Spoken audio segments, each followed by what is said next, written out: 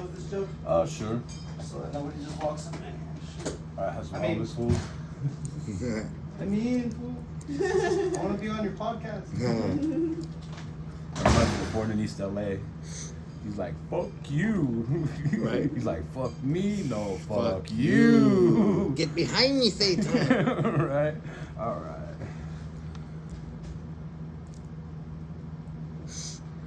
Hey, what's going on? It's your boy JoeThunder back once again with another episode of the Smoking JoeThunder podcast. Shout out to Be Good Dispensaries, our official sponsor. Go check them out for the latest, greatest in your herbal needs. They got everything you need. We got a repeat guest on the podcast, a motherfucking legend. You know what I'm saying? West Coast legend, hip hop legend, Mr. Criminal. What's going on, brother? What's cracking like it? We out here in Denver smoking good, homie. What's good with you? Hell, you been smoking all day or what? All day. So I know you smoking like a champ. You been smoking all day because it's day. What time is it? I don't even know. Shit, I think it's like 10 o'clock at night. And he's still going, you know what I mean? And most motherfuckers from out of state, they'll smoke a couple of blunts and be out. You know what I'm saying? Nah, that's what keeps us going, homie. We're on this grind. For real. How you been, brother? I've been blessed, homie. I see you grinding on the IG, just grinding. Yeah, I'm thankful to be here with you, homie. Thankful to be out to be able to touch the community and the people, and we just in motion. Hell yeah! Not only doing podcasts, making music, but you're touring. You said this is your second show or third show? This is our third show of the stop, and we got the whole summer to go, bro. We just getting started. Oh yeah, where have you been so far? We were up in Portland doing some stuff with Lowrider. We were in Nebraska. We started in Vegas at the Mandalay Bay, which was a historical show with me and King I wanted Lil G to and go to drummer. that. I wanted to go there, bro. And I knew it was like on the radar. Mm-hmm. But sometimes you just lose track. Yeah. And I was gonna even hit up Brace. I'm like, I'm gonna fly out there, see if you Yeah. can hook up a ticket, because I know it's gonna be. Oh, you would have been in with get us. down, bro. And like, I seen it on the Instagram. Yeah, You know what I mean? Like, we made history for the culture, homie. Shout out to everybody that that's came dope. out. You guys did make history. We did some bro. things that they never expected for us to hit them upside the head with. Ain't never been done, right? Never been done. Man, who all kind of did that show? That was King Lil G. He invited me, and then from me, we got Yellow Hill as a new guest. Then we added Little Weirdo last minute, and then we just surprised him up behind the scenes with Drummer Boy. He hit the stage, you know? Because Lil King G was talking about that shit, about having some shit cracking in Vegas on your podcast, right? Yeah, it was the birth of it. He came to my podcast to open the door and say, look, brother, I want to do this with you. We want to make history as a culture, because a lot of people know there's a lot of people in the game, and I'm not trying to flex or nothing, but nobody has sold as many records as me and King Lil G in the last 25 years. So we are like the faces of this shit, so to say, right? So he understood that, and I understood that, and I put my pride aside, he put his pride aside, and now we work. And that's mad respect on that, bro. Yeah. I really appreciate you and commend you for doing that shit, like bridging the gap. You know what I mean? Yeah. And even not even bridging the gap, but like him getting on there and, you know, kind of reaching out to Drummer Boy and kind of them squashing that shit. You know what I mean? Like, you guys are talking like we all need to help each other, whether it's music, it's podcasts, whatever. Yeah. We're all brown, bro. And we all come from a prideful background. You see, that wasn't never something that I ever thought would be true or come true, because I come from a neighborhood that beats with his neighborhood. Right. There was really blood that was spilled behind the scenes on both ends. So, but we got in the rap game, what, to represent a neighborhood and spill blood, or to feed our families and uplift our people. Right. So that's when I had to make a decision. Now, I'm not 18 years old, 19, 22, 23 years old. Mm-hmm. I'm becoming an OG in the game. I'm a man. I'm a vet. We're growing, How do I bro. lead this shit? You know what I'm saying? So putting pride aside and being able to do something like that for the community, I think was a big look, and that's something I'm definitely going to be proud of for years to come. Nah, for sure. Like I said, I commend you, brother. Salute. Like, that's real shit. Everyone talks about it. No one does it. You did that shit on a platform that was on fire, still on fire. Yes, bro. sir. You know Yes, sir. And it's only growing and it's only getting bigger. I like the fact that when you get on YouTube, see, you have 3 different algorithms there. You got the live algorithm, you got the shorts feed, and then you got the traditional. Right. We've been killing the traditional for years, but the live feed and the shorts is a whole new beast. Right. It's like starting from scratch. So I like challenges, homie. Now we're back at square one. Hey, but you're still strong, you know what I mean? Yes, you definitely sir. got the fan base to fucking, how do you say it? People like are back carrying it us up, through. you know what I mean? Yeah, we did pretty good. We did 22 million impressions our first month. Right now we're down to, I think we're like 18, 19 million impressions in a month. I think that's amazing, brother.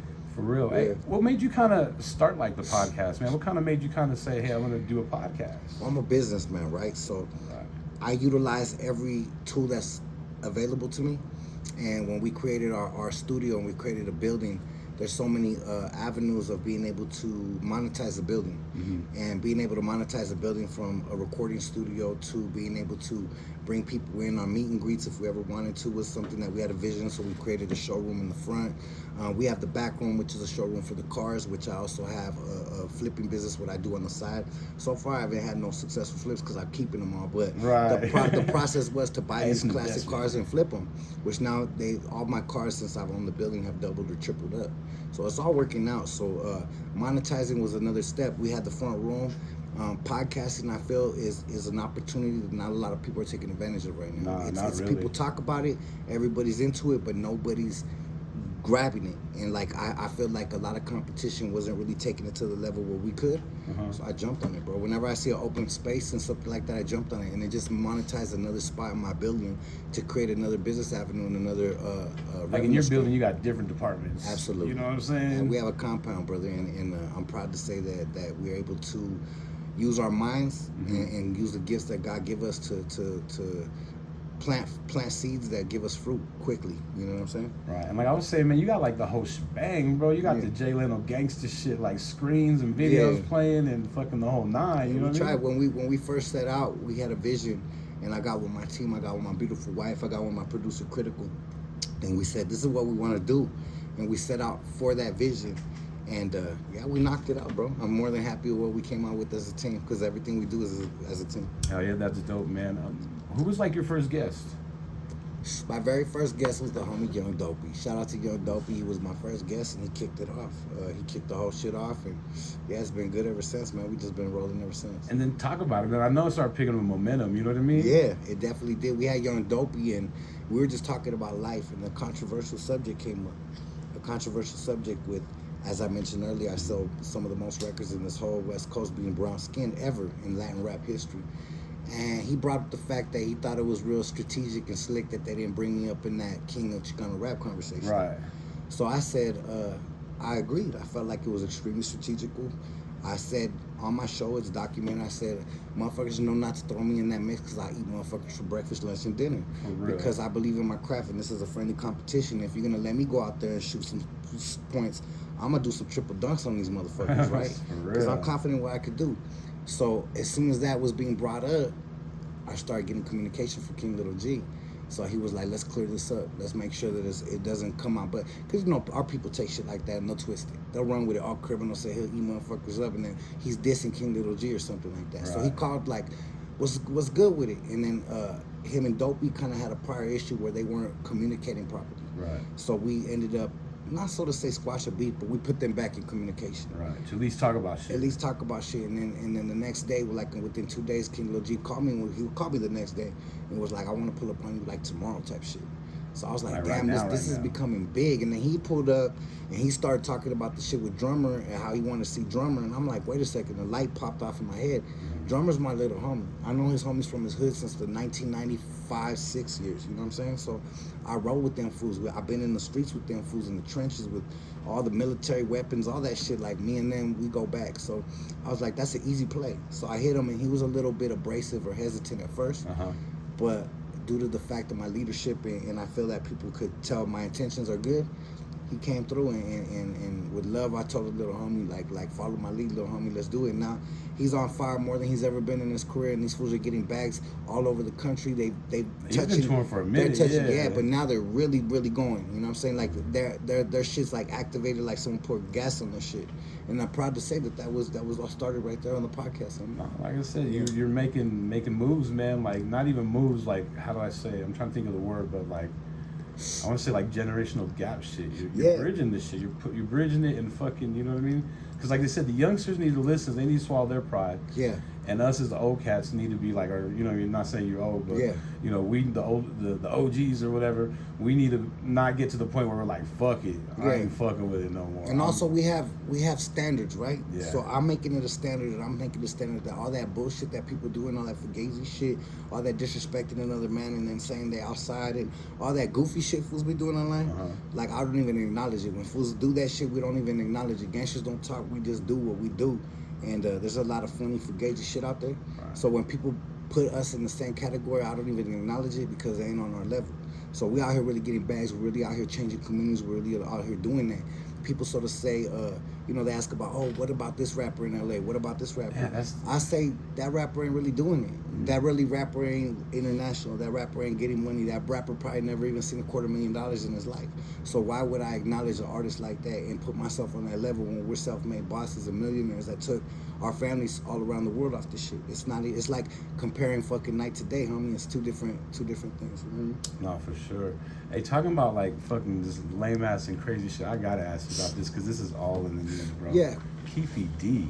Yeah. For real? Like this fool really went and did all that shit and thought he was not gonna get hemmed I up? don't know what his strategy was on it. It seemed like the most awkward and the most fail-proof. The fail sure. You're gonna surely fail doing this strategy. I mean, like it's you bad want enough. attention, Yeah.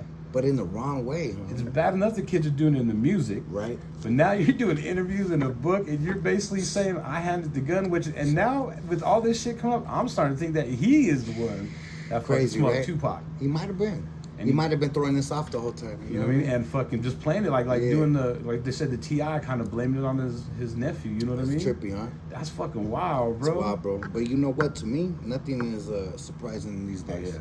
I mean, the shit's out of control. We got 6ix9ine that became, you know, a household name through fucking all the mamadas he did, and now he's a snitch getting millions of dollars in the game. So, I mean, what's surprising in it? You know what I mean? Like, dog, where I work, like it's like kind of like a call center, I guess you can call it. You know what I mean? But you got some like square ass motherfuckers, you know, fools, whatever. And I remember like the square ass Mexican fools, the one that would be all would listen to this shit and love that shit. Yeah. I'm just like trying to figure like the connection between that shit. Yeah. Like, what do you see in that shit? But trips me out. man, like you said, shit. Now, I mean, that was one level of surprisingness. Mm-hmm. You know what I mean? And fucking the next one is this Keffe D shit, because I mean, fuck, he's gonna get hemmed up, bro. Like, I don't know what the fuck he was thinking. He's done. Yeah, I don't know what and he was then thinking either. to go into the fucking prison, everyone know that you killed Tupac now? Yeah. He's got to PC up. Yeah, he's definitely You know doing some funny fugazi shit that's questionable. But I mean, people been doing that shit in the street life. I mean, I've been having homies being from a neighborhood. You get news like 15, 16 years old that one of your OGs did some weird shit, and you're like, what the fuck? You serious? Like, my boy this? Like, I done seen this fool handle the tools properly. I seen him fucking hold his own. I seen him be surrounded by the enemy guys 20 deep and not break it down, but somehow to the law and for freedom, motherfuckers will scream like, you know what I mean? Like Mariah Carey on the track. That's crazy, bro. And then even some of them try to fit back in. Yeah, oh, for sure. And a lot of people are because, like I said, it's just watered down, homie. It's just not like it used to be, you know what I mean? What do you think, like, people doing, like, music with that fool? I'm not even gonna say his name, but you know what I mean? Like, I know you would never do a song with that fool, you know what I'm saying? I'm saying, like, there's standards, right? Some people are so desperate for views and fame. They'll do anything else. But like anything else, like, when you have morals, when you have standards, you know not to grab your dough sack and go stand on the wrong corner and disrespect that man, or you're gonna get what comes with that shit. You know what I mean? Sure. It's the principles and morals that were applied through street life that I know a lot of these fools never walked in because they would carry themselves as such. But they don't. They act like a bunch of trucks, so you know that they never fucking experienced none of the shit that we lived in. You know what I'm saying? None of that shit. Well, they wouldn't have lasted a day, homie. You Not at all, bro. Having to walk through the hood by yourself, you know, a couple times, you know what I mean? But we'll keep it popping. What's up? You know what I mean? We have to. I'm a one-man army everywhere I go. I say that all the time confidently because I got God behind me, and I keep my intentions pure. That's dope, brother. That's dope. And I want to ask you, how did you hook up with Freddy Negrete, man? Because he's a legend too, bro. I met him before, but I did a little 5-minute interview with him about a month ago, and then I've been talking to him. We're gonna do some live shit. But how do you hook up with him? Because he's dope too, bro. You know, everybody that I've connected with in this game has been organically, just like knowing the right people. Like how I met you through my homeboy Brace, right? It's just shout out to my boy Brace. It's like knowing good people always plays you with good people, and you're able to know what type of people keep good people in their circle. Like I know when I come to you, you got the good energy and the frequency of the homie that was just in this room. He has so much positive energy and so much good frequency that I know whoever he turns me on to is gonna most likely be on his frequency. Right. So you're able to read that. Now if I'm in a room full of like 15 goons and motherfuckers in the corner mad, I'm like, hey, fool, anybody got a problem with smoking? Like, that's not a frequency I wanna be around. I carry myself around 15 motherfuckers like that. I'm gonna be in that 15 problems that come with it. Liabilities. That's 15 liabilities. You're gonna come with motherfuckers. I like walk around with 15 pit bulls. Exactly. With no leashes. And I've done that before. And I've came with those consequences and I've been around that. So I think that just the fact that you're able to tune into other energies and frequencies in life, and then you're able to understand that this person's on the same mission. They take care of their family. They're doing dope shit like this podcast. They're doing dope shit like this building and the art that comes out of here. Like, right. I think you're able to know, like, this isn't a waste of time. I pulled up here and I was proud to come because of the energy you guys put out. You know what I'm saying? Oh yeah, man. Shit, I appreciate that coming from a cat like you, man. You know what I mean? And I want to ask you too. So we were talking about Freddy Negrete. Like, did you hit him up? You know what I mean? Like, did you know much about him or? Not really, homie. To be honest with you, I really don't know a lot of the people I tap in with. To be real with them, I know that they're all go-getters. I know they chase their dreams, but I just honestly, like, I'm so self-consumed in my hustle. Like, I don't even be knowing. Like, no disrespect to the homie Peso Pluma or whatever. But I know that he follows me. I know that he's been into my shit before he blew up. I know that he's reached out before his huge fame and success. But I, honest to God, never heard one song from him until last week. And that's not because of anything other than I'm so focused. Every day I wake up and I'm chasing this goal. They say to become a multimillionaire, you have to have 7 streams of income. But I was about to tell you got that, 7 streams hustles. plus motherfucking more. Yeah. So when you have, it's easier said than done. Oh, we want to have 7 streams, 7 hustles. But are you willing to wake up and do what it takes to maintain those each and every one of those hustles and facilitate deals for each and every one and lock down shit and secure, opportunities within each one of those? It's a lot of responsibility. Not a lot of people will understand that takes. They just want to smoke and play games all day. You know what I mean? For real. My game, me smoke, my game is life. How I connect with you. I just passed another level being here. I just hit another mushroom when I hit the studio before. Right. Like, I'm powering up. I was going to ask you, what was your schedule like today, man? How many stops did you make? Like, I know you're busy all day. I think we're on our 6th or 7th one. Yeah, we not stop, brother. We appreciate it, man. Like I said, it's late at night. You've been going all day. I'm sure you've been smoking. I'm sure, you know what I mean? You just want to get back and chill. It's all good. You know, when we leave our house, I have a beautiful family. I have a beautiful home. And when I leave my house, I've always committed and said this. And my wife's able to be a part of this now. But I've always said, when I leave my home, I'm going to come back with a bag. But not more than a bag. I'm going to come back with an experience to help level my family up and our mentalities and our experiences in life, right? Level up. So I'm out here really connecting, and when I connect with you, I get a little bit of your energy and your knowledge, and I soak that up in the next man and the next man and the next businessman's idea and the next building, and I might walk into and see, damn, the way they do it, right? So we're walking influences. You're an influence, I'm an influence. So it's all about whatever we need to do to take advantage, and I'm not going to leave my home and go sit in a hotel and chill with my feet up when I could chase opportunities nonstop to be able to advance and further my goals. Right. Absolutely.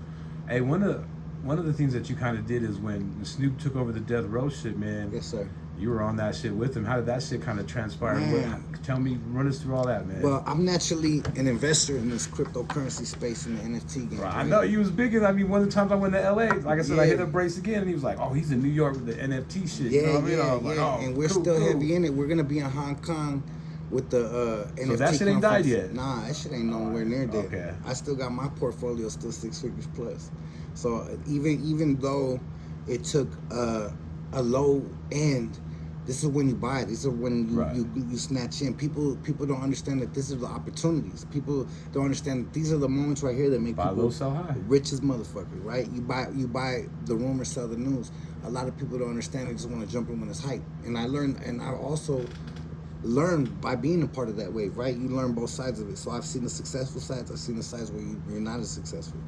Make a long story short, being part of the Bored Ape community, the Mutant Ape Yacht Club, it's like a true community. Like there's only a certain amount of people. There's 10,000 apes, Bored Apes. There's 20,000 mutant apes. Right. There's only 30,000 people in this whole fucking planet, and most people own multiple. Like me, I've owned 4 total.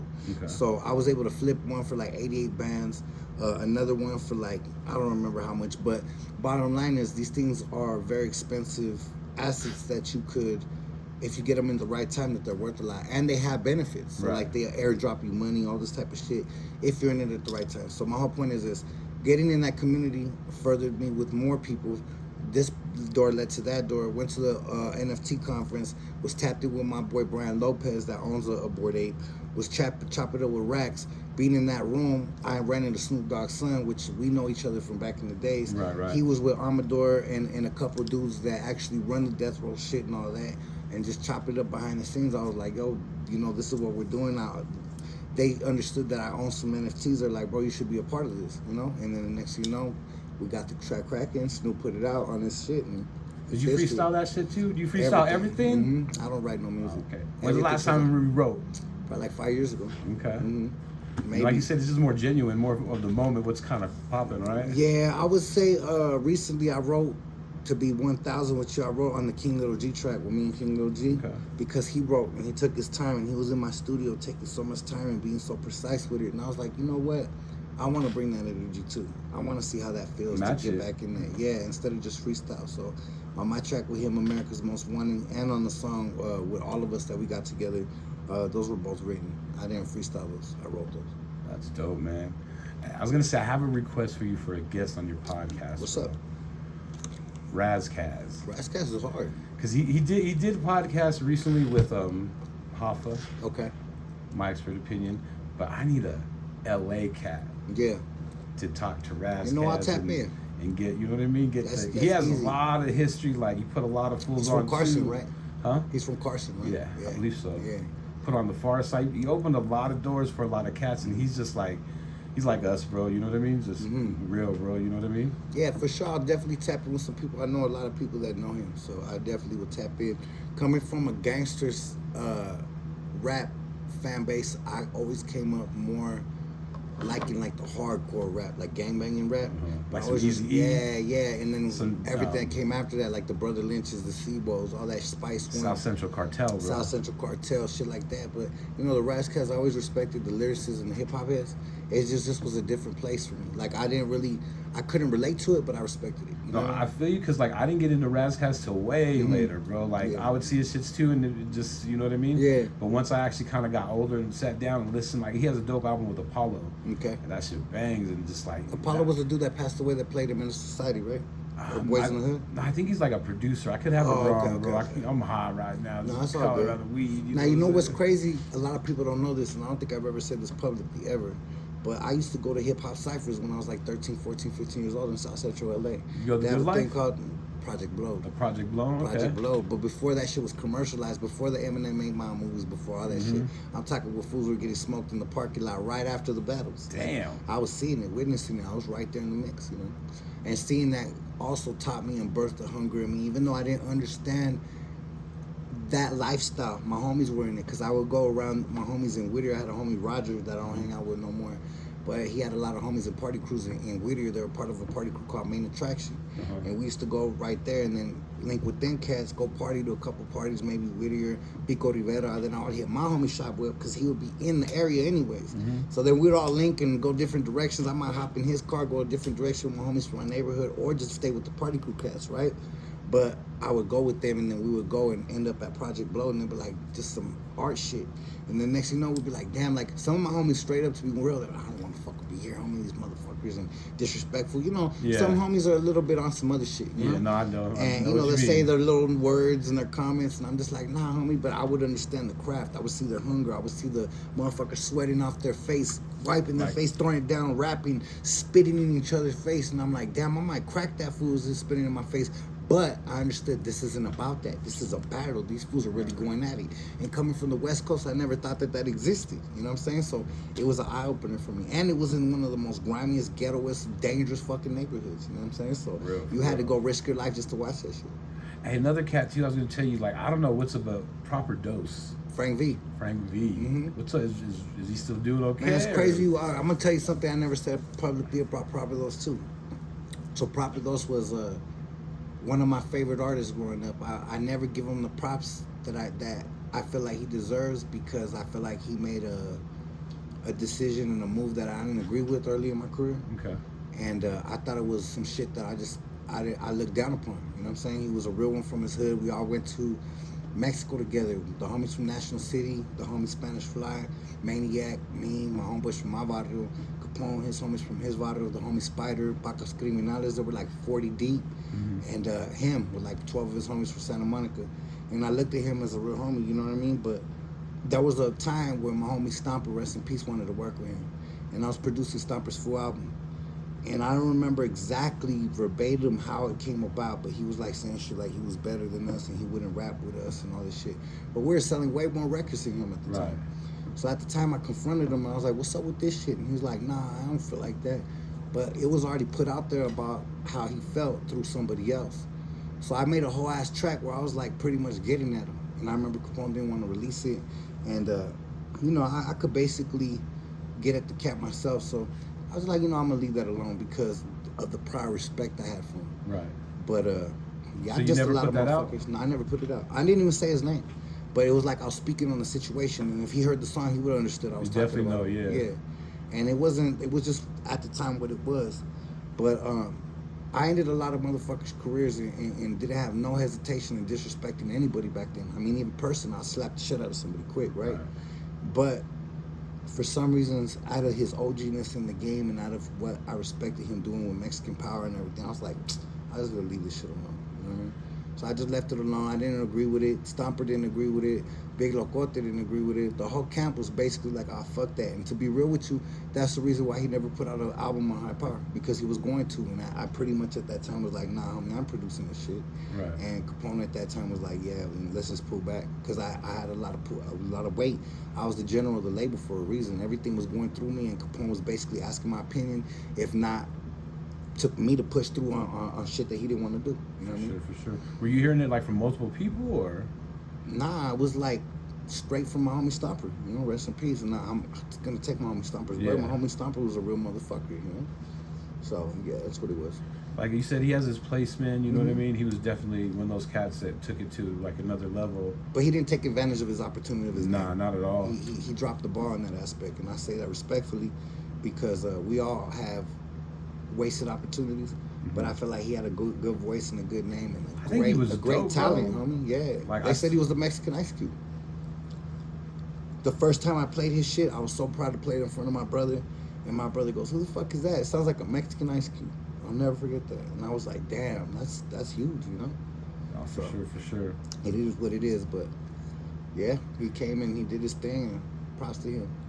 For sure. Oh, yeah. Hey, what kind of new stuff you got going on, brother? Shit, I got investments. I got me and my baby girls podcast, Bonnie and Clyde. I got. Right. When's that premiering and when's that It's starting? been going. We've been doing it. Yeah, it's been going. We just. I haven't seen it in the algorithm. Yeah, What's up? we can't stay consistent with that one because we've been moving so much. So it's easier for me to just jump in front of the camera and do Mr. Criminal anytime. Yeah. But with my girl, I want to be precise with it. I want to be intentional. Be on point, right? I want to make sure it's right. Like me, I don't give a fuck if I look sloppy. Got a couple spots on me or anything, right? We could jump out the car. Yeah, but run upstairs and we're doing the podcast. You got to do it right with the take a little longer. You know I want to make sure that we got the topics right. We got it. It's well thought out. All that shit. So not just we've head. been doing it like every 3 weeks to be real. But we're gonna start doing them every week. We're gonna do them. You guys have guests? All that shit. You know what? So far, our Bonnie and Clyde episodes are about us, our relationship, and like how to overcome struggles and obstacles within relationships in the entertainment industry, and just like being young and being young parents and shit that a lot of people face. And that's what it's more about. It's not more about the guests, you know. Right, we will have some when it comes organically. Like I say, everything that's happening, like people think I'm behind the scenes blowing people up, paying motherfuckers for features or like. Nah, man. Everybody's calling me. Like the other day, I was sitting on my couch, minding my own business, and Sugar Free called me. He's like, bro, I need to be on your podcast. Homie, fuck this. There's a fire out there right now. People talking shit, and I'm going to be the one to put it out because I fuck with you, criminal. We fuck with that. Yeah. And I'm like, homie, my wife was right there. She heard the whole thing. So he has I'm that like, classic jail shit, bro. Yeah. But our relationships out here are true. Like people try to throw stones at what you built, and the people that back you that aren't even from your side will back you because. Crazy like that. Because you got that real respect, homie, and some people that stand on bullshit don't. But that even drives like me more when the person that I don't expect does something or whatever, you know what I mean, shares whatever, like I'm like, damn, like I am reaching motherfucker. Like, you know what I mean? Yeah. This is tight. Like it's real, dog. If our homies helped out, fucking we done blown up. Straight up. Right? Straight up. That's fucking all my homies just shared my shit once. That's what it is. And you know, people are more proud to share stranger shit than their own people's shit. I never understood that. We make it cool to support our own shit. That's what I liked about my mom when she had her business. She made it okay to support our own people. A lot of people don't. They turn their back, just go work. You know, my mom had an employment agency and she hired nothing but Latinos and people without papers, and she knew it, parolees. And she prided herself in that. I'm giving these people opportunities. They're hard workers. They're gonna go out there and change their lives, because she was once that. She didn't know Spanish or English. All she knew was Spanish. She didn't have no education, 4th grade education, right? So I feel like there needs to be more people like that take advantage of their opportunities and actually don't waste a moment in the day. You know, that's why we're here right now. Oh, for sure, making moves. You know what I mean? Creating content for them to grasp. You know what I mean? Message. Yeah. Yes, sir. You know what I'm saying? Got it. Hey, is there any guests that you really want to get on your podcast? Shit, you know what? I want to get Cheech from Cheech and Chong. Okay. I want to get Cheech and Chong. I'm gonna put that out there. I'm gonna manifest that right now. We're gonna get Cheech soon. He just opened up a museum, probably like 5 minutes from my studio. Okay. So we jumped in the Showtime. I got a lowrider I call Lake Show, like the Lakers back in the days, and we jumped in that the other day, and we went right to his museum, and I parked right there, and I manifested it, and I put it in the world. So we're gonna do it again right now. Yeah, we'll have Cheech soon. I'm gonna be smoking some of this bomb with them soon, some of this apricot scone. Hell yeah, that's good. Yeah. Hey, when someone goes like to LA, where's the name? Can you give them a couple good places to go grub, go eat, get some good I'll tell food? you right now, go to Don Felix in Silver Lake off of Alvarado and Silver Lake Boulevard. How far is Silver Lake from like downtown? It is downtown. Oh, it is downtown? It's right there. That's Okay. it. It's like it's the west side. It's considered the west side, but Silver Lake is basically like when they show LA and they show the iconic lake that's showing. It's like a little park. That's Echo Park. Yeah, so I know where that's right, at. It's right to the right of that. You're right. That's right by downtown. Right. Yeah, to so the that's shit. right. That's why they show that shot, because it's overlooking downtown. That's Echo Park. It's iconic. They got that waterfall and that little lake and all that. But we got the reservoir, and it's right there, just right down the street. So I would say like not even 2 minutes driving, homie. Like literally, you know. All my homies, most of my homies from my neighborhood lived in Echo Park, or they lived like in different spots, and then they bounce around, because you know most of our people, they're struggling to survive, trying to figure out how to pay rent the next month, so they'll bounce from this side to that side, this street to that street. I know, man. You don't know how bad I want to move to LA with just fucking. I mean, I could probably move there and just be broke as fuck, but what's Yeah, that? it's all about perspective, homie. Like at the end of the day, I think a lot of people could do, especially with the internet, right? You could do whatever you want from anywhere now. There's no more excuses of where you're at in the world. It's all about what you apply and how much pressure you apply to your hustle. Because if you apply that pressure, you can't be denied. And it doesn't matter where you're at on the map. You're gonna be known. You know what I'm saying? I was gonna ask you, man, do you still go like cruising and shit like that? You know, I tried, but I work so hard. So like I was saying, we went cruising recently, and we went to you know where the papers at? My bad. I can't find them. You see the papers, baby? Roller papers? Yeah, rolling papers. Yeah, we tried to cruise, but honestly, we're so fucking grinding 24/7 that it's more of a thought than an actual reality. You know, like we just have the whips there ready to go. No, man, like I be trying to go to LA like every 3-4 months. And this is probably like 3-4 years ago, because time be fine. This was definitely before COVID. Yeah. But I got the chance to go to the park on a Sunday afternoon. Oh, lot of shit, bro. Fucking nothing but Mexican gente and fucking lowriders and everything, bro. And that was the fucking shit. I had to leave that day. I was so mad. You know what's dope is my music has been the soundtrack of that in California and all over the world for many years, and I'm proud of it. They tell me that my music comes out of lowriders all over the place, and I hear it, and I go places and I bump, and I hear that shit, and I make this music tailored for the people that bump that shit. So we got a new music called Impala Music coming out soon, and I'm really proud because I know my lowrider's gonna eat that up and have a good time with it. You know? No, for sure. Last time I was there, man, we went. The homie hit me 3000 Supply Avenue, Commerce. Yeah, that shit was going down. That was it. And like we do little graffiti too. So there was trains right there that were stopping. Oh hell too. yeah, you got it in. You look at my page, it was doing their shit and checking out the lowriders, all the honeys. You know what I mean? When I moved from LA to the IE, I used to bounce back and forth to a city called Pomona. It's well known out there. It's a very, very witty city. I mean, there's so many neighborhoods, so many homies.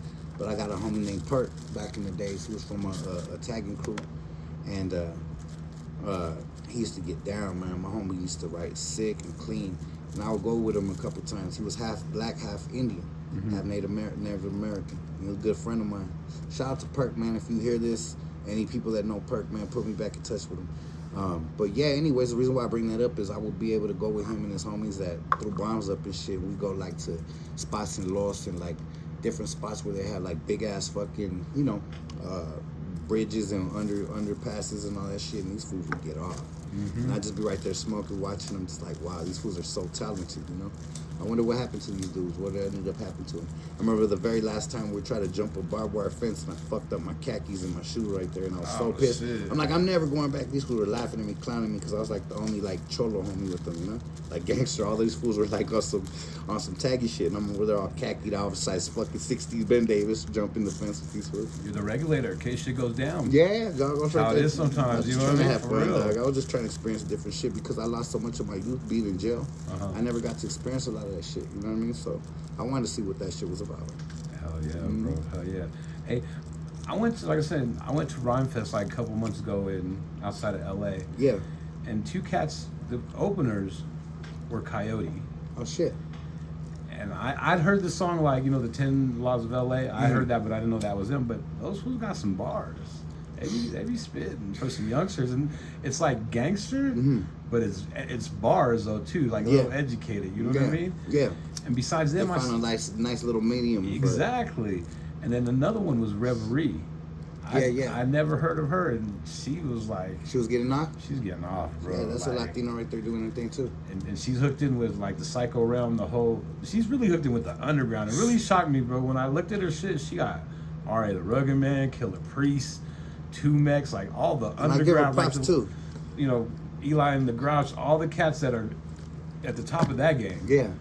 Giving her mad props and doing music with her. You know what I mean? I'll tell you this. I'll give you an inside story on her, and I'll say that she's holds her on as a female artist, because she said some shit that I didn't agree with, and I felt like it was disrespectful to me personally. And I got at her like, what the fuck's this bullshit? And she was like, I said what I said type shit, you know? And I was like, okay, this girl's holding her own, but I said what I said back, and she came back with like some respectful shit, like, you're no G, you do your shit, like you've opened the doors, like I would never mean that towards you type shit. But I am who I am type shit. I respect it. I was like, cool, do your thing. You know? At least you recognized it, right? Yeah, you know what I mean? Sure. You know how youngsters are sometimes, you know what I mean? For sure, 100%. I was gonna ask you, what do you think about these lists too, man? Like when motherfuckers put together like the best Latino list or the best rap list or all that shit. I don't know where they fucking get their facts from, because sometimes I see my name on them a lot, right? But I see fools that don't deserve to be on there at all, and then I see these lists where I'm not on them and all, and I'm like, damn, these fools must have woke up and forgot the true history of this rap game. You know what I mean? Because it is what it is. But then you got to understand this bias too. A lot of these dudes might have been victims of us. When you're smashing 23 years in the game and you do this thing called gangster rap, you really have to come outside. You really have to show face. You really have to be in situations where people are going to test that. Yeah. And you don't be in the game 23 years successfully without passing those tests with flying colors. So unfortunately, sometimes when you pass those tests with flying colors, the person that's a victim becomes in a position where they can speak their mind on the internet or in a chat room or like that. So that's their payback. That's their payback. They might have got slapped back in the days, and then 10 years later, now they can make a list, and you're not on it, Mr. Criminal, because you slapped me 10 years ago. Or you slapped my primo or some stupid shit. Some dumb shit, right? I don't really trip off that. I know that it's always an ulterior motive, because can't nobody say that they sold more records than me or my previous label in the last 25 fucking years other than King Lil G. Period. And we influenced him. Oh, for sure, man. You fucking legend in the game, you know what I mean? Like, and I say that humbly, but I remember them little homies coming up like, yeah, you're doing it with my homie Youngster, rest in peace. Where you get them jerseys at? How you do that? And then he's a little gangster on his cover with the same jerseys. And that's dope, because we all emulate success. So the next man might do something. King Lil G might be doing something now that I'm copying, not in a bad way, but in a way that could level up my career, just like he did back then. That's what we're supposed to do as Latinos and entrepreneurs. We got to take the formula and keep leveling it up. Yup. Hell yeah. And like I just had what I was gonna say, and I lost that motherfucker. You know what I mean? But it's all good. It's that Be Good weed. If y'all don't know, check them out. Yeah, you already know. We out here smoking that good. Over there in Inglewood, that West Hamden, up north on 120th, across the highway from Boondocks. You know what I'm saying? Well, shit. When you perform, how long is your set? How long do you usually go, man? It depends on the size. size And of does the it change venue. or what? Or? I change them up, but you know what? I noticed one thing. When I change them up, I have a rhythm to my set, right? I have a bounce. I have a a playlist that I'm used to, and it's almost like riding a bike. You've been doing it for so many years, right? So I stack this playlist and I keep on adding to it newer songs, and I might mix it up. But when I try to completely change my shit, it throws me off. I go in the studio with my homie Critical, and we'll start trying to put together like a playlist, like a new show tape. And like I'll start practicing it before I get on stage, and I just don't feel the rhythm. I don't feel the same bounce because I'm so used to that. That other way. Yeah. It's like boxing, homie. It's like you're this boxer, right? You study the sweet science, and you're out there. You know how to set up the feints. You know how to set that perfect punch up to hit them right in their chin every time when you feint a certain way. But then you get a new trainer. He's like, throw all that shit out the window, and now just go in there and fucking fuck boxing, just scrap. You might get knocked out in 2 seconds because you're not doing what you're used to, right? It's the same shit.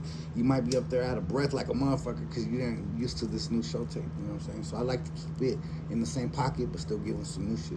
Oh yeah. Well, shit, man. I was gonna ask you, would you have any advice for like the young cats getting in the game nowadays? Yeah, you know, I got asked that just earlier. You know, my advice to the youngsters in the game are this. Stay true to yourself, number one. There's too many people trying to do what other people do. I have heard so many records in the last 20 years that sounded like somebody else. Or like when Little John shit started popping, all the production started sounding like that. Or like when Draco started popping in LA, every fucking rapper from every side, Crip, Blood, homies, they all want to sound like Draco. And beats sound like Draco. Everything's the same, right? So I would say number one, if you want to stand out, be different, homie. It's okay to bet on yourself and say, I could be different. When I got in the game, everybody was rapping on oldies. Everybody else, the sure shot way that no matter what, people were gonna bump your shit. Jack a oldie beat in Chicano Rap, do some hella simple fucking hook type shit, and rap about some lowrider drinking on your driveway type shit. Hell nah. When I came out, was criminals even to make concussions. Watch out for the down. I'm busted. Fucking discussion. I busted with your blood rushing. That was my first bars I ever spit. And I came in saying, I'm gonna spit. I'm gonna represent our gente, but I'm gonna have bars. I'm gonna deliver some shit that not even some of my black or white peers in this hip hop shit could do out here on the West Coast, right? And that's what makes you stand apart. At first, people were saying, oh, I don't like him. He's too lyrical. He's this. He's not what we're used to. But I changed the game. I made it okay for the next generation to try some different shit. You know what I'm saying? So I'm proud of that shit. Right. And that's what to do. Just stay original and stick to your shit and practice ownership, because a lot of these dudes don't know nothing about owning nothing. They want to rap on every YouTube beat, and that shit goes 3, 4, 5 million views. I was just talking to the homie Little Nate in my podcast, in my interview, and he was saying that he had videos that went up, and I was trying to use that as a platform to educate the youngsters to put money in your pocket, buy your shit, learn contracts here. And if you want to be an artist, there's a lot. You want to be an artist, understand this is the most cutthroat business in the game, in the whole probably entertainment industry, and motherfuckers and artists get fucked the most.